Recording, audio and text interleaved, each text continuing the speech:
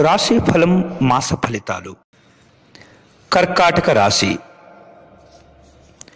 కర్కాటక రాశి వారికి జనవరి నెలలో అధిక ఆదాయం కొరకు సంపాదన మార్గాలపైన విశేషంగా దృష్టిని పెట్టే ప్రయత్నం చేస్తుంటారు.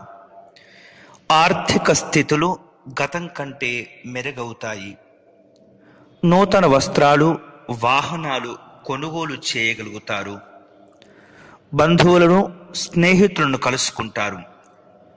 విందు వినోదపరమైనటువంటి కార్యక్రమాల్లో పాల్గొంటారు. ఈ వీడియో వెంటనే మీ స్నేహితులకు షేర్ చేయవలసిందిగా ప్రార్థన.